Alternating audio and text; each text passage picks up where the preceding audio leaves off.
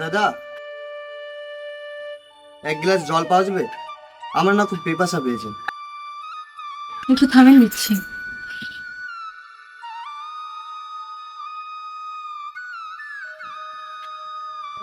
অনেক অনেক ধন্যবাদ আপনাকে। ওই তোকে বলছি, এদিকে আয়, এদিকে আয়।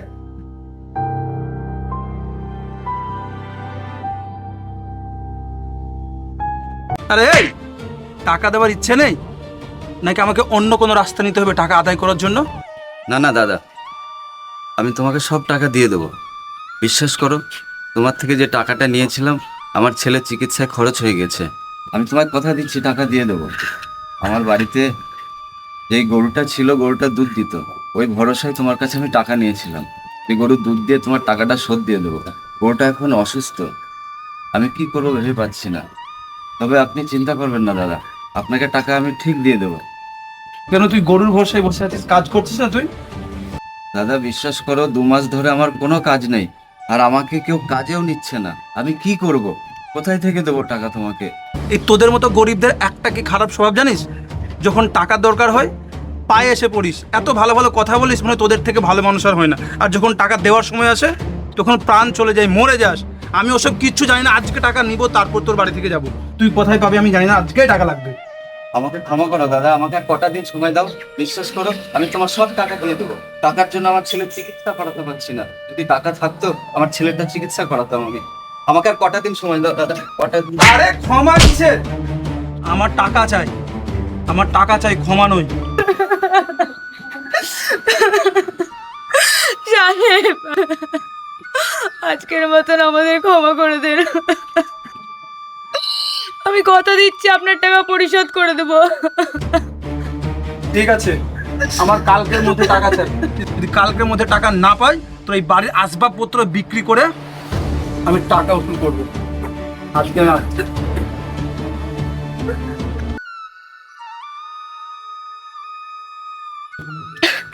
আমি কোথায় থেকে পাবো এতগুলো টাকা? কালকের মধ্যে ব্যবস্থা করবো বলো তো? উনি তো জানেন যে 2 মাস ধরে আমার কোনো কাজ নেই, কেউ কাজে নিচ্ছে না আমাকে। কোথায় থেকে জোগাড় করবো এতগুলো টাকা বলো? তুমি চিন্তা করো না। শুনুন দাদা, বলছি এই ভাই যে এত চিৎকার করছিল, কত টাকাই বা ধার নিয়েছেন ওনার কাছ থেকে?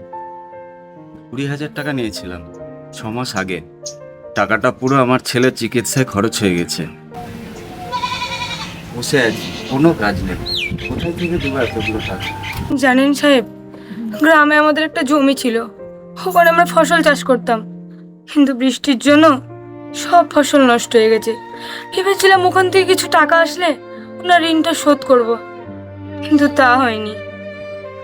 আমাদের বাড়িতে একটা গাভী ছিল, ও যে দুধ দিত, সেই ভরসায় টাকাটা শোধ দেবো ভেবেছিলাম। গরুটা এখন অসুস্থ, কোথায় পাবো আমি টাকা? কাজও নেই, ভেবে পাচ্ছি না আমি কি করবো এখন। জানেন সাহেব, ওই দূরে একটা বাড়িতে আমি ঝিয়ের কাজ করতাম, কিন্তু কিছুদিন যাবৎ ম্যাডামটা বাইরে চলে গেছে।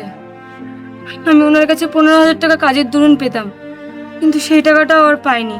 কবে যে টাকা দিবে সেটাও বুঝতে পারছি না। সেখান থেকে কিছু টাকা পেলে ভেবেছিলাম ওনার টাকা পরিশোধ করব, কিন্তু সেটারও উপায় নাই। এখন এই অবস্থায় আমি কি করবো বলো? হ্যাঁ, আমি বুঝতে পেরেছি আপনারা যে সমস্যার মধ্যে আছেন। সেই সমস্যা আপনাদের চেয়ে ভালো কেউ বুঝতে পারবে না। তবুও আমার আপনাদের জন্য খুব খারাপ লাগছে।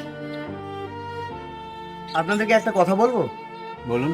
এই যে দুঃখের সময়টা আপনারা পার করছেন, এটা ভগবান আপনাদের কাছে পরীক্ষা নিচ্ছে। যখন আপনাদের ভালো সময় আসবে তখন আপনারা বুঝতে পারবেন যে আমরা কত দুঃখের এবং কষ্টের জীবন পার করে এসেছি। আচ্ছা দাদা, আপনি কি রাজমিস্ত্রি বা লেবারের কাজ জানেন? হ্যাঁ বাবু, আমি জানি। তাহলে তো ঠিকই আছে। আপনাদের এই রাস্তা নামতে যে বিল্ডিং এর কাজটা হচ্ছে, ওটা তো আমারই কাজ। তাহলে আপনি কাল থেকেই কাজে লেগে পড়ুন। আপনাকে রোজ হিসেবে আমি 1,000 টাকা করে দেবো। 1,000? এখন তো 700 থেকে 800 টাকা সবাই পায়, আপনি 300 টাকা বেশি দেবেন? আসলে আমার বিশ্বস্ত লোক দরকার, আর আপনারাকে দেখে মনে হলো আপনারা বিশ্বস্ত লোক, তাই আপনাদেরকে 300 টাকা দিলে আমার মনে হয় না আমার কোনো ক্ষতি হবে। তবে আমার কাছে কাজ করে আপনারাও স্বাবলম্বী হন আর আমাকেও বেড়ে উঠতে সাহায্য করুন। অনেক ধন্যবাদ সাহেব আপনাকে আমাদেরকে কাজ দেওয়ার জন্য। ঠিক আছে, আমরা আসছি। একটু দাঁড়ান। কিছু বলবেন সাহেব? এই নিন, এতে 25,000 টাকা আছে। 20,000 টাকা ওই লোকটাকে দিবেন, আর 5,000 টাকা একটু ভালো মন্দ কিছু কিনে এনে বাচ্চাকে দিবেন। আর আমি দেখছি আপনার বাচ্চার জন্য কি করা যায়। না সাহেব, এতগুলো টাকা আমরা নিতে পারবো না। আর আমরা গরিব বলে আপনি আমাদের দান করছেন, আপনি আমাদের কাজ দিয়েছেন, এটাই আমাদের কাছে অনেক বড় পাওনা। তো এই টাকা আমরা নিতে পারবো না। আপনি কাজ দিয়েছেন, এই কাজ করে আমরা টাকা শোধ করে দেবো ওনার। দেখেন, যখন আমি আপনার কাছে জল চাইলাম, আপনি কোনো কিছু না ভেবে আপনি আমাকে জল দিলেন।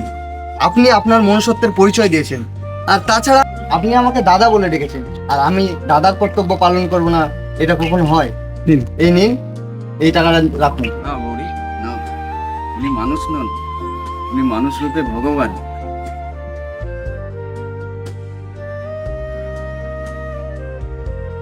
ধন্যবাদ। এই পৃথিবীর কলা হলে যেখানে প্রায় সবাই নিজেকে ঘিরেই গড়ে তোলে তাদের পৃথিবী। কিছু মানুষ এখনো নিঃশব্দে আলো ছড়িয়ে যায় দিবারাত্রি। তারা নিজের সুখের চেয়েও অন্যের হাসিকে বেশি মূল্য দেয়। তাদের ত্যাগ, সহানুভূতি আর ভালোবাসায় গড়া প্রতিটি কাজ যেন আমাদের মনে করিয়ে দেয় মানবতার আসল রূপ এখনো বেঁচে আছে।